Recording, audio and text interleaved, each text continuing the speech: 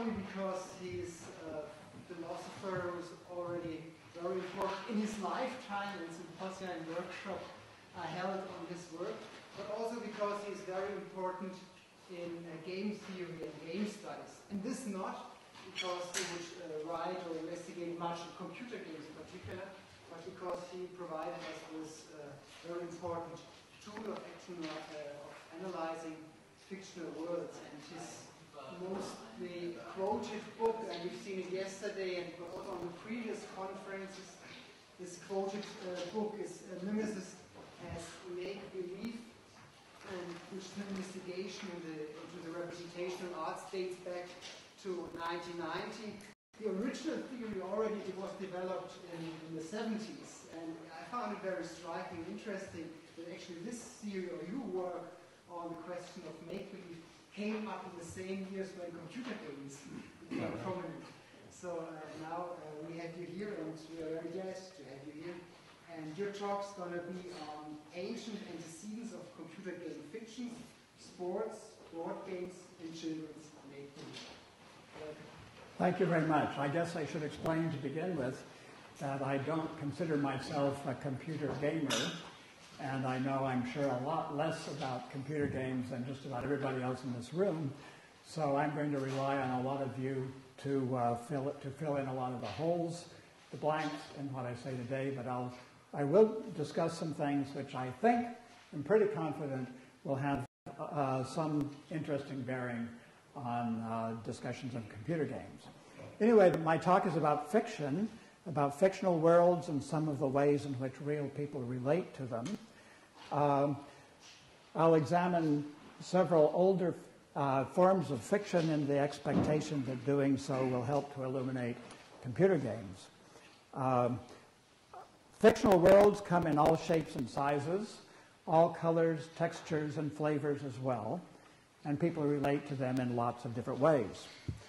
The paradigmatic and most obvious fictional worlds are those of traditional works of fiction, novels, stories, theatrical works, movies, pictures, and so on.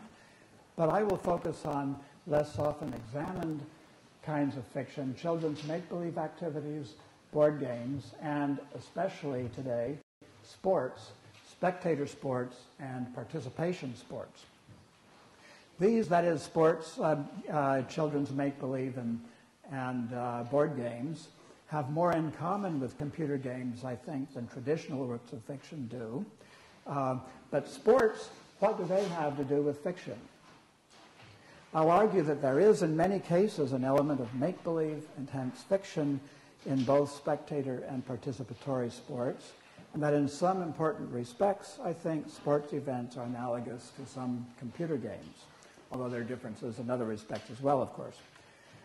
One thing that encouraged me to think about sports and computer games together is the fact that fiction and reality are combined and intertwined in both of them in ways that they usually are not in traditional works of fiction. For a start, only a start, what is fictional and what is true, by fictional I mean what is true in a fictional world, what is fictional and what is true in the real world coincide in unusual respects. A simple example in children's make-believe, I think I can manage this. Yes, I'm sorry about the quality of this. I had this scanned and didn't realize there was all that stuff in the sky until it was too late to scan it again, but you get the point. This is Jonathan Eastman Johnson's The Old Stagecoach. This is a depiction, of course, of a children's game of make-believe, a role-playing game. It's true in the fictional world, and it's also true in the real world, that there is a stagecoach here. Some propositions, of course, are only fictional, only true in the children's game.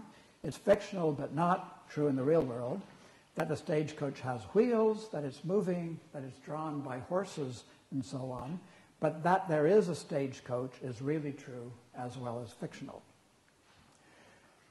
Other kinds of cases in which there's correspondence between what's true and what's fictional. I understand that some real people now speak Klingon, the language of Star Trek, In fact, I've been told that some people speak this almost exclusively. In any case, it is true and fictional, both, that some people speak Klingon.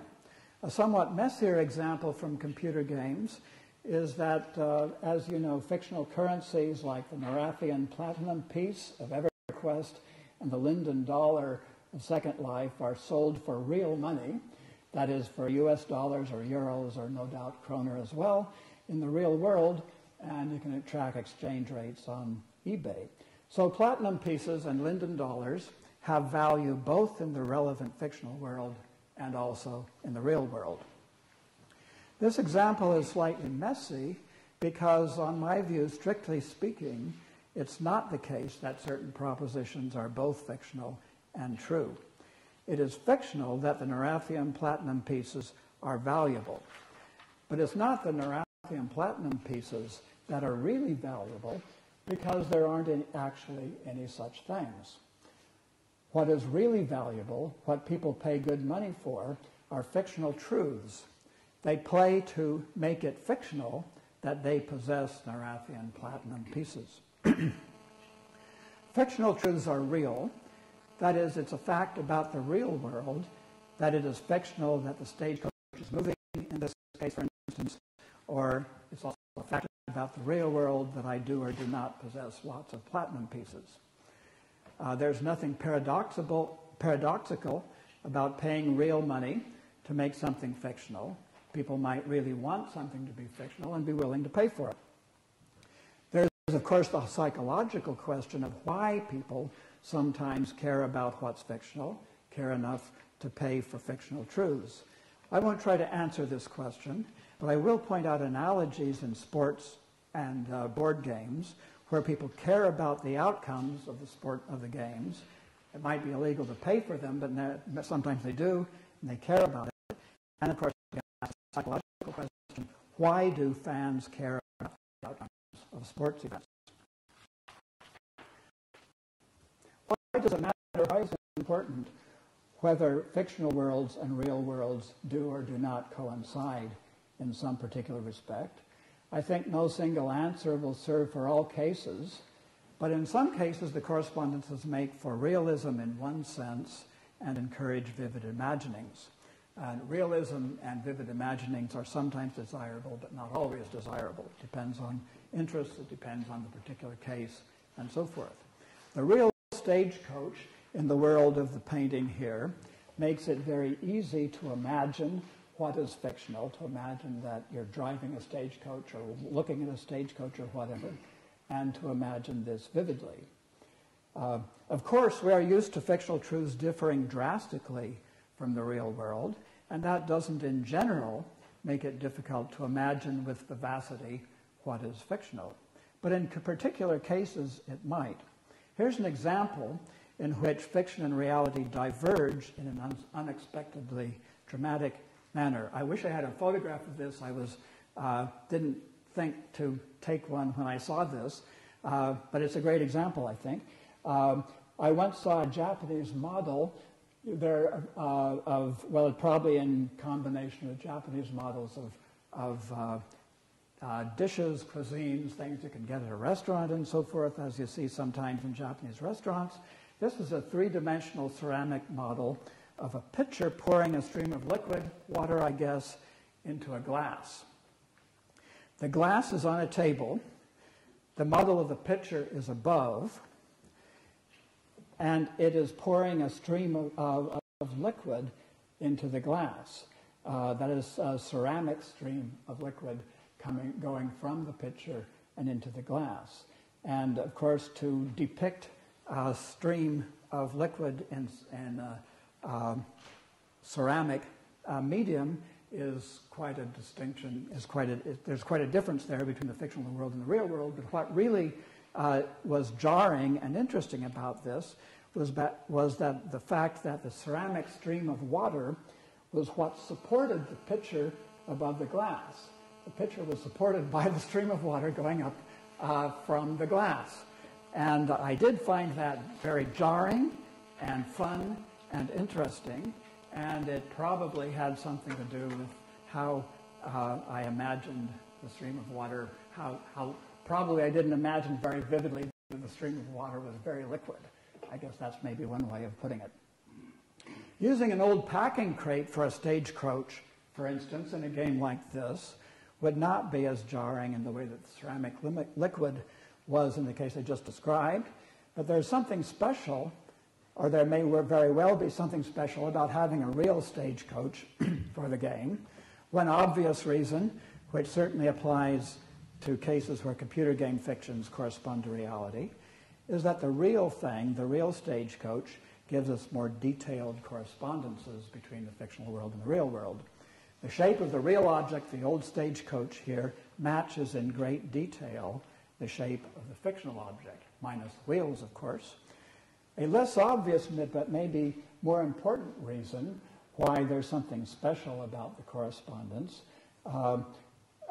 is just the fact that in playing their game here, the children know that their prop is a real stagecoach, albeit a broken down one. They know that it was in its better days used with real horses to transport people from one town to another. And this knowledge, I expect, enhances and colors their experience of the game in ways that are probably going to be hard to describe. What about sports? First, let me quote Sparky Anderson, whom I'm sure you all know, was manager of the Detroit Tigers baseball game for many years. A few of you know that. A lot of you probably don't. It's true. Anyway, Sparky Anderson said but it's important that he's a professional in the field of sports. He said that baseball is make-believe. It's fantasy, not real life. So you see why I like that quotation.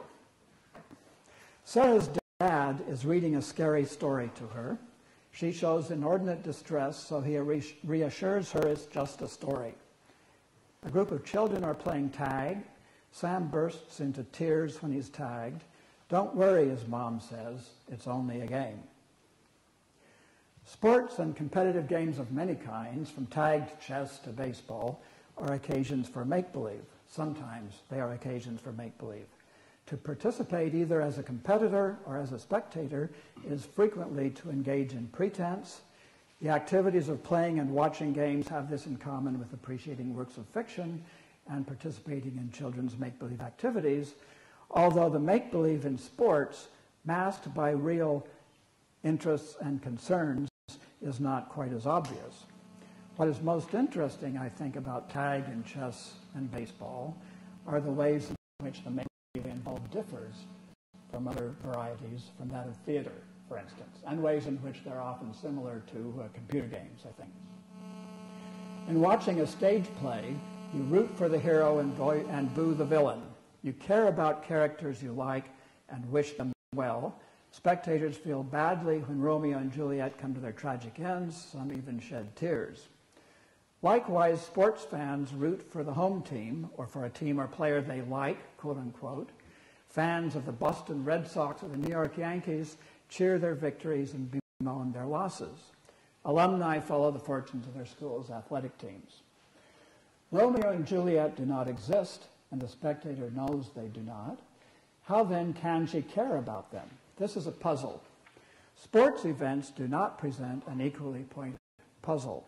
The Red Sox and the Yankees exist, and they really do win and lose baseball games. Those are facts about the real world. The Red Sox and the Yankees are there to be cared about, and people do sometimes, of course, really care whether they win or lose. There's a lot to explain about sports, however. Why should people care about the Yankees or the Red Sox? Their fortunes on the field have no obvious bearing on the welfare of most fans. Why does it matter whether the home team wins or loses? Life will go on afterwards just as it did before, regardless. But the spectators, some of them, scream their hearts out during the game as though it's a matter of life and death. Some people pick which teams to players to like, quote unquote, which ones to root for, more or less arbitrarily on whims, because if they find the team logo or uniforms attractive, because a player's name is the same as that of an old flame or whatever. Yet the fans may let themselves be carried away during the game as though genuine and substantial values or self-interest is at stake, depending on whether the team or player that they arbitrarily chose to root for wins or loses. Do fans believe falsely but sincerely that it really is a matter of life and death? Have they lost their minds? This hypothesis is no more attractive than the idea that readers of a story lose their senses temporarily and believe in goblins or hobbits or magic rings. Many sports fans, like many readers of stories, are otherwise sensible people who know what matters and what doesn't. Some will tell you, if you take them aside and break the spell of the game, that it doesn't really matter a whit who wins. Many forget the game quickly after it's over. Not everyone does, but many do. Much too quickly for people who care as much as they seem to care during the game, for people whose hearts leap to their throats as they spring to their feet to watch a long fly ball that may or may not be caught before it clears the fence. Sorry for all these references to baseball. You don't really have to know the details.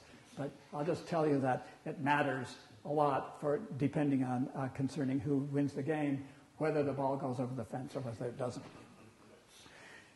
It's hard to resist comparing the avid sports fan to the playgoer who sheds voluminous tears over the tragic fate of Romeo and Juliet, and 20 minutes later has a jolly good time with her friends at an espresso bar. The fan imagines that the outcome matters immensely and imagines caring immensely, while in many cases realizing that it doesn't really matter much, if at all. She's caught up in the world of the game as a spectator at the theater is caught up in the story.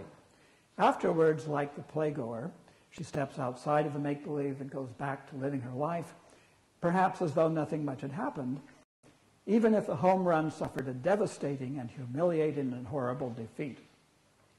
It's just a story, it's just a game. It isn't always just a game, however. Sometimes it may not be a game at all. There remains the fact that unlike Romeo and Juliet, teams and players exist and really do fare well and ill in competition, so we can genuinely care about them, and sometimes we do. Sometimes it really matters. It usually matters to the competitors. Their salaries and careers are on the line, and so are the egos of amateurs. Spectators may care about the competitors' welfare, especially if they're friends or classmates, and one might be of the opinion that a winning home team will shake loose large alumni donations to the fund that supplies one's scholarship. That would be a reason for caring. But these grounds for caring, the ones I just mentioned, are often blatantly insufficient to account for the intensity of spectators' reactions during the game. And considerations such as the prospect of alumni contributions are likely not to be on one's mind while one is caught up in the game. They're likely not to be reasons one tells oneself for wanting the home team to win. So superimposed on a modest, genuine interest in the outcome, there is often a pretense of much greater concern, and of concern which is not in one's pretense of the kind one actually has. It's typically indeterminate in the pretense, in the fictional world, what kind of concern this is, why it matters who wins, and why one cares. It's fictional just that it matters a lot and that one cares a lot. In games of tag, there's a pretense that being it is undesirable, but there's no answer to the question what in the pretense is undesirable about it, about being it. This is another respect in which sports and competitive games differ from literary and other fictions. We can give reasons why fictionally Romeo and Juliet don't deserve their fate and why we care. A spectator's actual interest in the outcome of the sports event and the interest she fictionally has in it when both are present do not merely coexist. Usually they interact, reinforcing one another in various ways. The spectator is likely to experience sensations of excitement, pleasure, and disappointment as the game proceeds because of her genuine concern, quite apart from any make-believe, although participation in make-believe also plays a role in generating these sensations. These sensations can then serve as props in the make-believe, She imagines them to be sensations of excitement concerning something that matters greatly, and in probably unspecified ways, different from the ways it actually matters. Fans who place bets on the outcome make it really matter to them more than it would otherwise, and they probably let themselves in for more thrills and chills or more intense ones, which then figure in their make-believe in the manner I just described. Betting can be just business, like playing the stock market. One hopes to make a profit, but it can be a way of enhancing make-believe, a way of making the make-believe more realistic in the sense that I just described. If the bet is a large one, it may be true as well as fictional that the outcome matters greatly to the fan, although he may imagine that it matters in a way that is not simply, financial, even if there's no specific way in which it matters in his imagination. His attitude may not be that of a cold businessman. If I have an interest in the real value of Norathian platinum pieces, if I contemplate cashing them in, this may enhance the make-believe as I play the game in the way that betting sometimes does in the case of sports.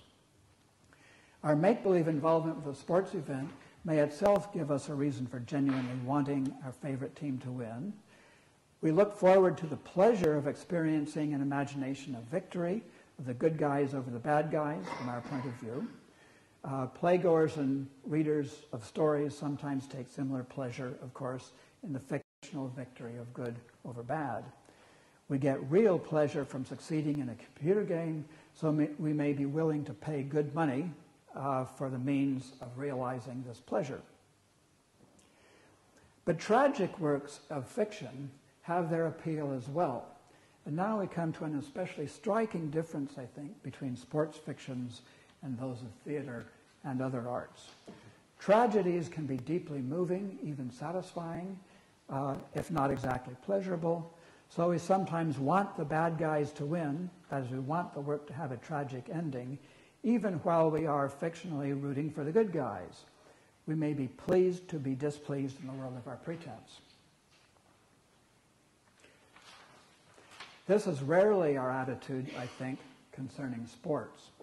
I doubt that fans are often moved by their favorite team's losses in anything much like the way people are moved by the deaths of Juliet and Romeo. The vaunted paradox of tragedy seems not to have much of an analog in sports. Some of us are fair weather fans, like me.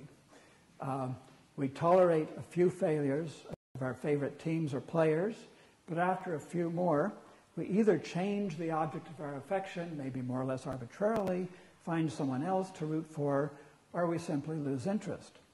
It's convenient to be able to tell ourselves that it doesn't really matter who wins and forget about the whole thing, or to simply step out of the make-believe when we are denied the pleasure of experiencing in imagination victories of the side we favor.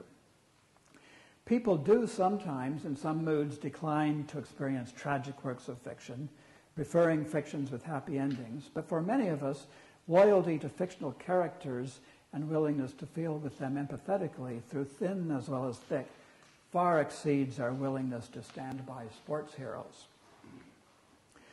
So I like to raise the question of whether there is ever appreciation of tragedy, of something like tragedy in computer games. I suspect that there may not be, but I will defer to people who know more about computer games than I do. Part of the reason for the absence of an interest in sports tragedies is probably the indeterminacy that I mentioned. What makes tragedy moving is not just the fact that fictionally bad things happen, but also the fact that they happen for such and such reasons, because the tragic hero has such and such flaws, despite being basically good, and faces circumstances of certain kinds. There is no answer typically to the question of why fictionally the competitors in a tragic sports event do or do not deserve the fate they receive, or to other questions concerning the circumstances surrounding the disaster. Indeed, there's probably no answer in the sports event itself as to what fates any of the characters deserve. There are no ready-made what fates any of the characters deserve. There are no ready-made good guys and bad guys in sports. In the case of theater and other works of art, a controlling author or artist typically decides who are the good guys and who are the bad guys and who are the ambiguous ones, and manipulates us into rooting for the former and against the latter. But sports fans are free to choose for themselves. Each has his or her own personal heroes and villains. To root for Iago and Ravel and Desdemona's death is to misunderstand Shakespeare's play, but you're not getting anything wrong if you root for the Tigers instead of the Blue Jays or the Blue Jays instead of the Tigers. If your choice suffers miserably in the competition, you may regard the event as a tragedy of a certain sort, though probably, I think, without appreciating it as a tragedy. But for other fans, it will have a wonderful happy ending. Tragedy in sports is in the eyes of the beholding fan. Make-believe games such as Cowboys and Indians are like sports events in this respect as well.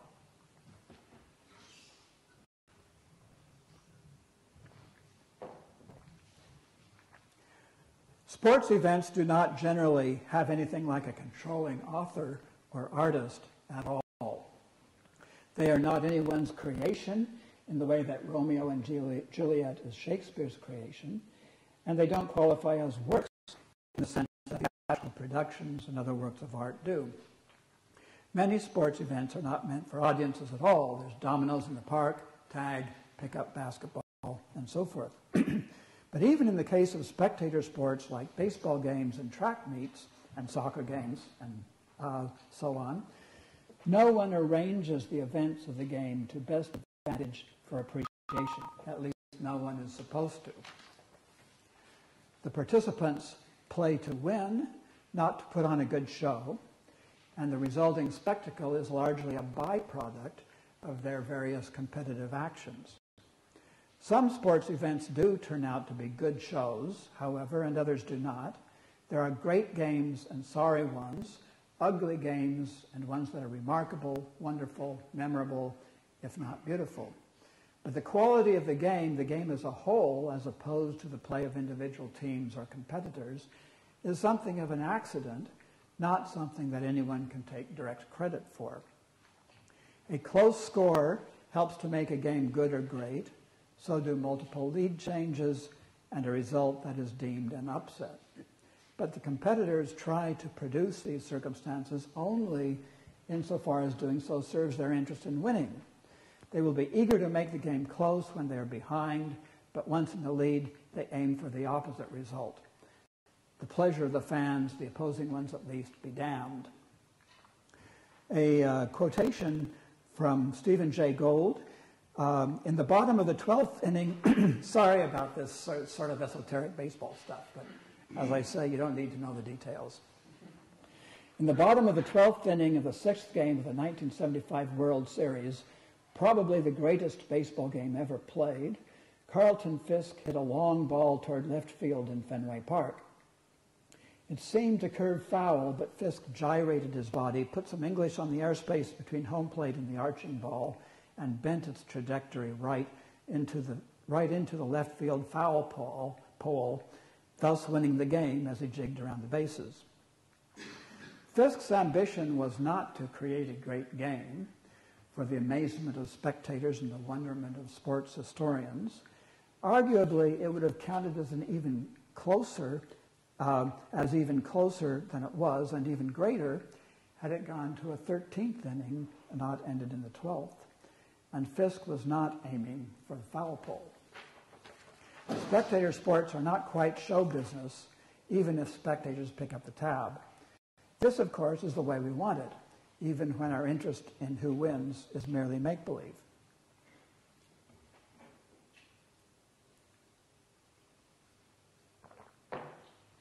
What about computer games? I certainly would not call computer games show business. They are rarely, if ever, meant for spectators, I think. Tell me if I'm wrong. They're more like participation sports than spectator sports. The events of a particular gaming session are shaped by multiple players acting separately, not orchestrated by a single person who might try to produce a good game. That's an exciting or wonderful or beautiful succession of events, and so on. The participants play to win. If the gaming session does turn out to be wonderful, this is something like an accident, as it is in the case of sports. I don't know whether or how often participants recognize and appreciate a good game, a good computer game, that is a wonderful succession of events in a gaming succession. They might appreciate the skillful, clever, beautiful play of a particular contender, but that, of course, is different. Computer games may have another aesthetic or artistic dimension, which baseball and so forth either lack or I think is not much appreciated or noticed. The game type, including the graphics, the rules embedded in the software, the kind of experiences that are possible or likely in playing it, that is the game type as opposed to a particular instance of playing the game. The game type is designed by the game maker and surely is sometimes appreciated aesthetically, I should think. And some games, that is game types, are better than others. There are reviews of them, of course. One might admire the cleverness, the skill, and so forth of the game designer or programmer, not to mention the artistry that went into the graphics and so on. I don't know how important this consideration is to people who experience games, but it's certainly something that they are likely to have an interest in. So this abstract object, that is the game type, then I should think can count as a work of art. It's produced by somebody and perhaps with aesthetic considerations in mind. Is there similar appreciation of the game type of baseball or soccer or chess? Well, I doubt it. Not very much. I mean, it's not impossible, but most people who play baseball are so used to the game type, they know the rules and so forth and so on, and know them very well and are used to them. They're nothing new, nothing special, and what they're interested mainly is the particular game token, the playing of the baseball game on that occasion, rather than thinking about, admiring, wondering what was going on in the mind of the creator of the game of baseball, the game type of baseball, as one might be in the case of a computer game. What I said about there being an element of make-believe in sports applies potentially, at least, to many kinds of competitive activities, including computer games. Hide and seek, tag, I mentioned, bicycle races, dominoes, tic-tac-toe, Scrabble, and so forth. Sometimes there's success and failure rather than competition between participants, as in solitaire, also puzzles, crossword puzzles, and so forth. In computer games, one may compete against a standard or try to accomplish something which she may succeed or fail in doing, rather than competing against other players and virtual opponents. And of course, one may or may not complete a quest. In any of these cases, a participant might care about the outcome, care about whether she wins or loses, succeeds or fails, but she might also play at caring much more than she actually does, temporarily taking on the role of someone who cares a lot. She might allow that it doesn't matter a whole lot whether she succeeds or fails, even while she's pretending, making as if it does matter a lot, that is expending enormous time and energy, and so forth. Nothing like this occurs normally in experiences with novels, stories, and movies. Appreciating them is not a competitive activity, not in the same way, nor is there any such thing as succeeding or failing in the same kind of way, at least, or involve success and failure, but many are not. Cops and Robbers probably does, as the cops chase the robbers and the robbers try to get away. But House and Dolls, games played with toy trains and so forth, are likely not to be competitive, nor to involve any particular notion of success or failure. Not all computer games involve winning or losing. I understand that Second Life does not have a designated objective, as it does. I'm quoting here from Wikipedia, which is my source for this, but you know it, I'm sure, a lot better than I do. As it does not have any stipulated goals, it's irrelevant to talk about winning or losing in relation to Second Life. The vast majority of users use Second Life primarily as an entertainment medium. So the interest of participants then may be just to hang out in a particular fictional world, to explore it, like playing house or trains. But lots of computer games, of course, do involve winning and losing, success and failure, and so forth. I expect that many of you will be frantic to point out that lots of people take competitive computer games very, very seriously, and they really do care a lot about winning. And the same is certainly true of sports. In sports also, some fans are fanatical. So there may be, and in some cases I think it's true, that there is nothing like pretending or acting as though one cares more than one actually does. I've said that sometimes happens. I'm sure it sometimes happens in the case of sports. I certainly don't think it always happens. So I don't think that sports always have an element of make-believe. There may be no fiction at all for the sports fanatic, no make-believe involved. But many competitive games, unlike baseball and football and so forth, have another layer of fiction and associated fantasy. When winning or succeeding, there is an associated fantasy of this sort. When winning or succeeding in a competitive, there's an associated, what I call an associated fantasy in a competitive game when winning or succeeding consists in making something fictional. So a simple example, succeeding in the board game Monopoly consists in making it fictional that one gets rich, or rather, I guess, making it fictional that one avoids bankruptcy. The associated fiction may or may not be essential to the game. In chess, there's sort of a nominal associated fantasy having to do with kings and queens and castles and knights, but the game of chess would not be significantly different if we replaced talk of kings, queens, castles, and knights with something like piece number 1, piece number 2, and so forth, and just forgot about the associated fantasy. So in that case, winning and losing chess would not be in any sense thought of as making or failing to make anything fictional. The object of the game is just remove your opponent's number 1 piece from the board, and this would not make, surely, any significant difference in the game of chess. But Monopoly seems to be different. Consider a variation of Monopoly, I'll call it abstract Monopoly, where we eliminate the associated fantasy about money and business and so forth. Instead of money, that is fictional dollars, if you're doing it in dollars, instead of money, there are just points, points being real things, not physical things, but real things, which players aim to accumulate. And to win in abstract Monopoly is to accumulate all of the points. So I've just eliminated the fantasy of money and business and so forth. Question, how exactly would this change the game or change players' experiences of the game?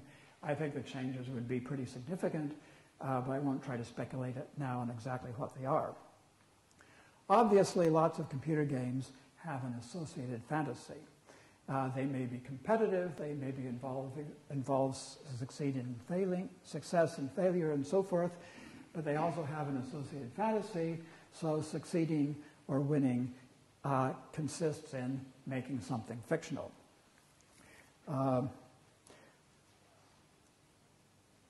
So fanatics then may not play at caring more than they really do care, whether they win or not, but they play at caring about outcomes different from those they really care about, and their reasons for caring in the real world and the fictional world are different. So players may really care about winning or succeeding, which may mean making it fictional that they win a war or defeat mobs of aliens or whatever. They play at caring about winning a war. Sorry, they really care about winning a war. Sorry, let me start again. They really care about making it fictional that they win a war, for instance, which is what success amounts to, but they play about caring about winning a war, not making it fictional that they win a war, but winning a war. So there's a difference. Still, it's both fictional and true that they care about something, and care about a lot if they're fanatics. There is this correspondence, at least, between the real world and the fictional world. This is analogous in some ways to the sports case. So, but in this case, we have a kind of determinacy that I suggested was lacking in tag, for instance, but is present in traditional works of fiction. It's fictional that there's something bad about being it when you play tag, but there is no answer to the question, what is bad about it, or why it is bad. There is an answer to what fictionally is bad about losing in a computer game. Fictionally, losing means dying or being overrun by aliens or whatever. There will be differences in how deeply immersed game players are in the associated fiction. If to win or succeed is to make it fictional that one gets rich or avoids bankruptcy or lands on the moon or rescues a damsel, it may be just winning, nevertheless, or succeeding that the player cares primarily about, not making it fictional that one gets rich. Making it fictional that one gets rich may be important to the player only because to do so is to win. The associated fiction fantasy may still be essential to the game, however, because it might provide the most perspicuous way of understanding the rules of the game, plotting strategy, and so on. Alternatively, a player might be interested in making it fictional that she is rich. For its own sake, she may want to enjoy the fantasy of being rich and powerful, or obliterating opponents, or whatever. And this is not just a matter of hanging out in a fictional world. One has to win the game in order to enjoy the fantasy of being rich, so this participant tries to win. How much time do I have? 3 more minutes. 3 more minutes? Well, I may not finish this, but I'll start. Some very, very sketchy observations and questions about what I think is an especially fascinating and complex and obvious as well respect in which computer game fictions differ from traditional fictions and are more like children's make-believe activities, participation sports, and board games like Monopoly. In all of these latter cases, the user or appreciator or player belongs to the fictional world. She's a character in the fiction, but appreciators do not generally belong to the worlds of novels or stories or movies. They do belong, I've argued, that is, appreciators of novels and movies and so on, do belong to game worlds, to fictional worlds of make-believe in which the novel or story or movie serves as a prop, but these are worlds of games of make-believe, not worlds of the novel or the movie. Let's skip a little bit.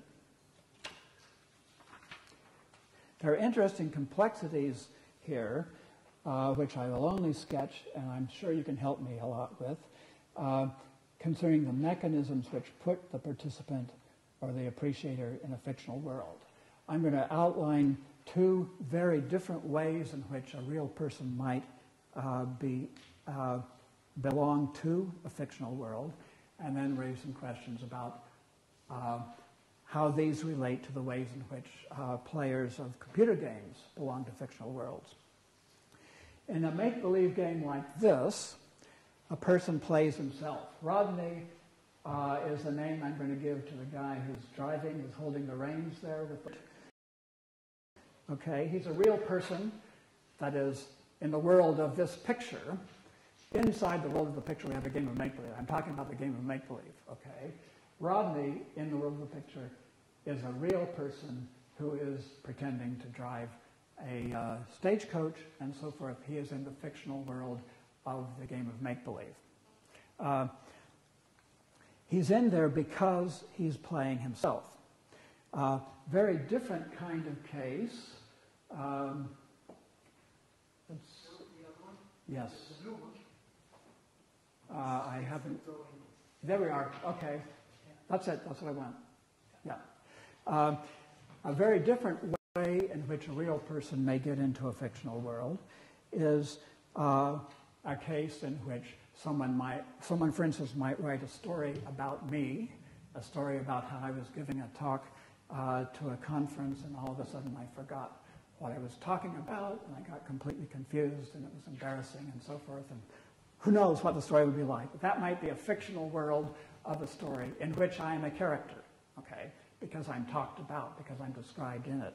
Or there might be a picture of me. This actually is a picture of me.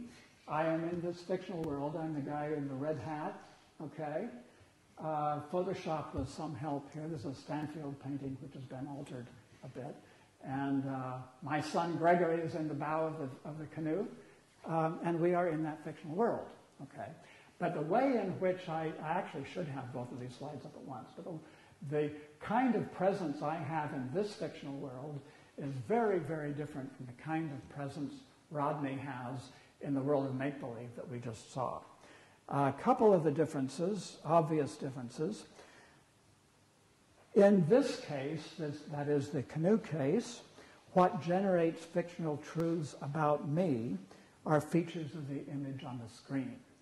And if someone writes a fantasy story about me, what's fictional of me in the world of that story depends on the words of the story. It doesn't matter what's really true of me. In this case, I happen to be giving a lecture in a conference. I'm not paddling a canoe, but that has nothing to do with what is true of me in the world of the picture. What's true of me in that world depends on the shapes and colors and so forth of the picture. In the stagecoach case, actually, yeah, can we just go back? We should go, I'm going to try not to go back and forth too many times. In the stagecoach case, what generates fictional truths about Rodney, what makes it true in the fiction that he's riding a stagecoach and so forth, is what he's actually doing there.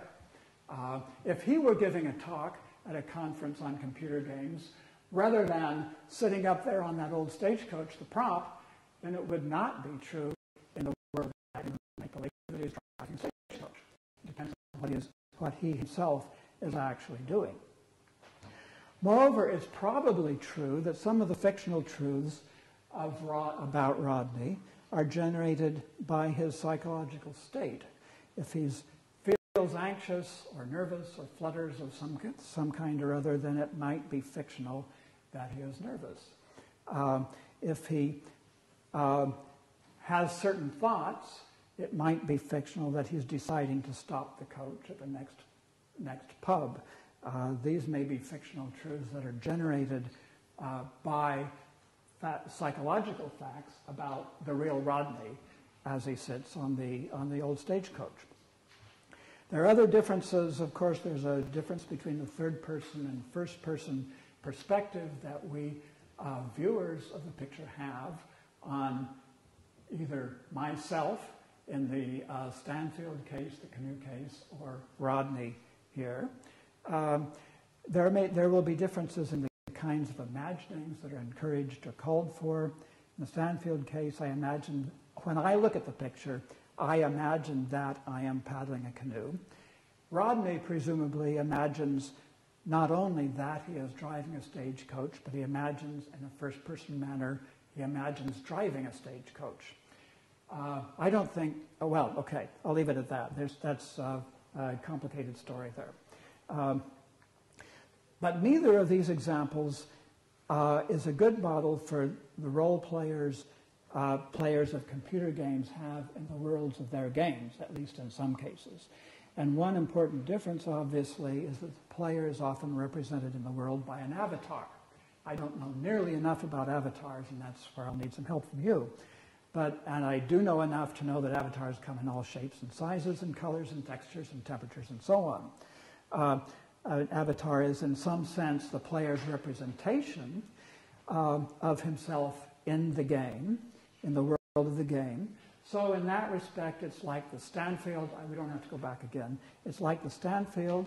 So features of the avatar image, I assume, generate some fictional truths about the player. So if my avatar depicts a running or smiling person, then it's true in the fiction that I'm running or smiling, I think, regardless of what I'm actually doing, which is probably being hunched over a computer screen and so forth. But of course, I choose some of these features of the avatar, and I can able to choose different features in different kinds of cases. Sometimes when I first construct the avatar, but also as I play the game. But there will be some features that I don't choose. I probably don't choose. If I tell if I say, do whatever I need to do with a mouse or whatever to get me running away from a dragon, it may not be clear. I may not have a choice about how fast I run, depending on the software, of course. And that may be determined then by the avatar on the screen. Tell me if I'm getting things wrong here, but I think that's probably true in lots of cases. In the case of the Stanfield, 1 minute, okay, I think I can do that. In the case of the Stanfield, of course, I don't choose my properties in the fiction unless I happen to be the painter or the author of the story or whatever. But some properties I have in the fiction depend, when I play a computer game, if I should do so, depend on me and not on the avatar. That's the real me. And in this case, to this extent, it's like the Stagecoach case. What I think and feel as I am playing the game probably generates some fictional truths about me in the world of the game.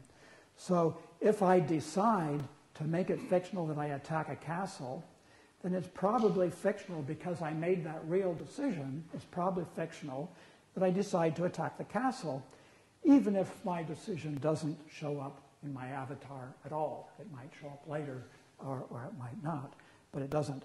And if I'm actually nervous while I'm playing the game, that might, I don't think it necessarily would, but it might make it fictional that I'm nervous about the dragon maybe gobbling me up or whatever. I think that's a good place to stop. But I just will conclude by saying that I think this is a hugely interesting and fascinating and complex topic, and that is I'm sure there's lots of literature on it that I'm not familiar enough with, the kinds of imaginings that's involved about oneself as one watches one's avatar and also decides to do certain things in the game, and so forth. Thank you very much.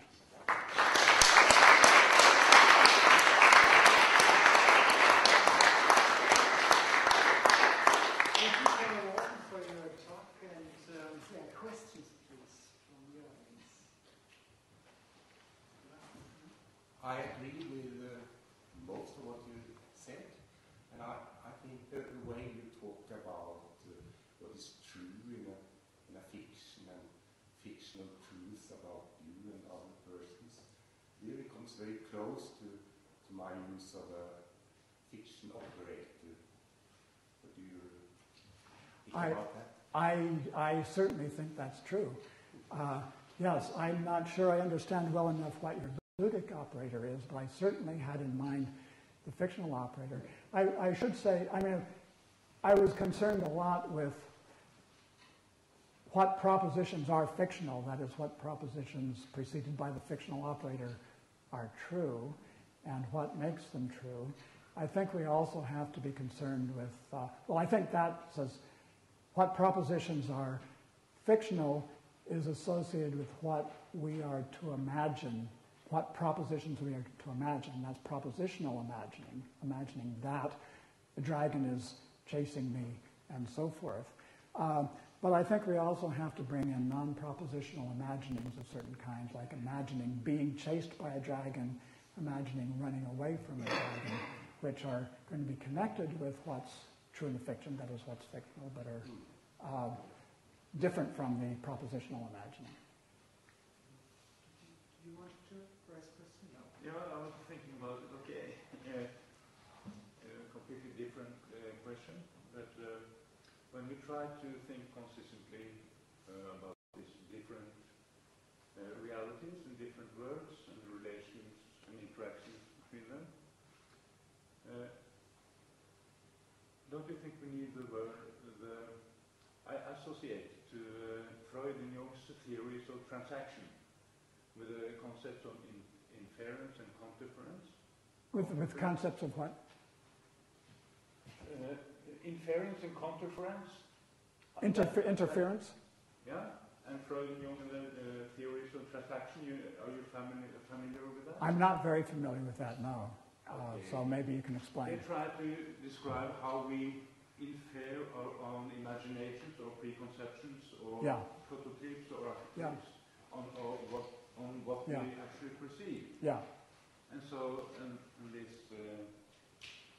that's how we live in different stories and project these stories on each other and try to liberate ourselves from these stories. And yeah. Well, I think when I was concerned with the fictional worlds that are involved when you play a computer game, these are private games, probably games that I only, I'm the only person that knows about and is involved in the game concerning my playing of a particular computer game.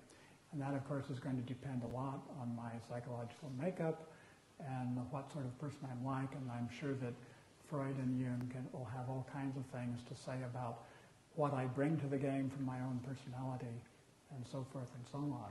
It's different from the case of it's different from the fictional world of a novel, for instance, where what's true in the novel, what's fictional in the novel, depends on the words and something like public conventions or public understandings and so forth, but not so much the idiosyncrasies of a particular person.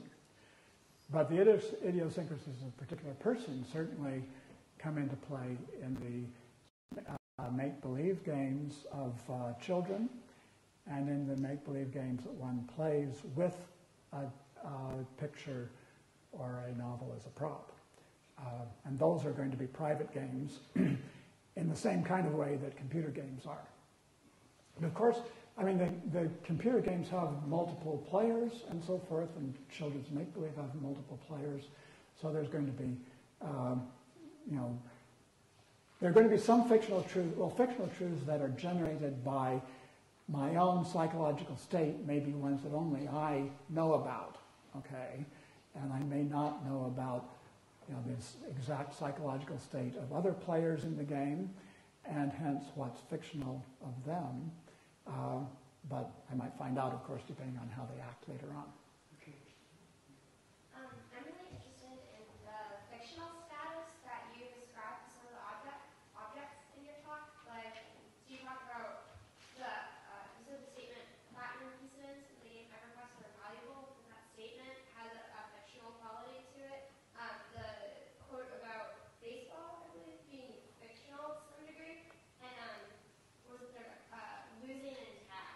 And if I can hone in on the tag example, I'd really love to hear you clarify some of this. So you said there's something fictional about losing in tag, and you described it as that people have a sense that there's something bad about it, that you don't want to be it. Yeah.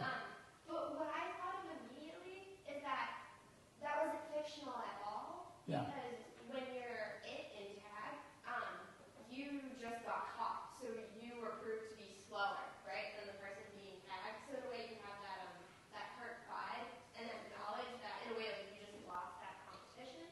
So I was wondering if you want to include all of that spectrum of emotion inside of what you take to be fictional, or if you're trying to refer to something else. That's actually very interesting. In the last few hours, I've had some qualms about what I said about tag, and I think you actually put your finger on it. What I said in the talk was that it's fictional. There's something bad about being it in tag, but it's not fictional of any particular bad thing, but that's what's bad about it. And I think your suggestion is that it might be that there is something really bad about being it, and that is that you've lost, at least temporarily. You haven't succeeded. And that's something that really happens to players of tag when they get tagged, when they get touched. And that's something that really happens to them. And by virtue of, we've heard about constitutive rules, by virtue of constitutive rules of the game of tag, you are it. And that's really true. You are it. That's a status you have in the game. And it could be that that's all that's bad about being it in tag. There still can be, of course, the other dimension of fiction which I mentioned. That is, the child may care a little bit about being it, that is, about losing temporarily, but play at or imagine caring an awful lot. That could happen. But it may also be, there may also be something more like a very indeterminate fantasy, and I'm not sure whether there is or not. There doesn't have to be, I think that's what you're pointing out. But there could be an associated fantasy that, well, something other than just losing is bad about being it and tag. That is something indeterminate. There's no specification in the fiction what it is that's bad, but it could be understood that there is something really bad about it, apart from just losing temporarily in the game. Whether that's so, whether people think of tag in that way or not, I don't know. I suspect that they probably do. But you're quite right, they don't have to. There is something that one really might think is bad, that is losing temporarily, and that may be, that so far is not a matter of fiction. So, thanks very much. A few short questions, Rune. Yeah, thanks for a really rich and interesting presentation. I have a question about multiplayer competitive games versus the kind of single-player format that has become so popular in computer games, and single-player was something completely different before computer games came along and kind of changed play. And in that respect, would you say that there's kind of essential difference? Is there a difference in degree between multiplayer games and on the other hand, I'm thinking of single-player games where you travel through landscapes and winning is the same as getting to the end of your travel, your quest. So on there are no other players, so there's not kind of the reality aspect of that. Other players are always real in a sense. You don't have them. Well, I should say first that I probably know less about these games than anybody else in the room. So I'm really not the person to answer this. But it does seem to me that there's going to be pretty substantial differences between multiplayer games and single games. One that various people have remarked is, of course, that multiplayer games involve, in the fictional world, social kinds of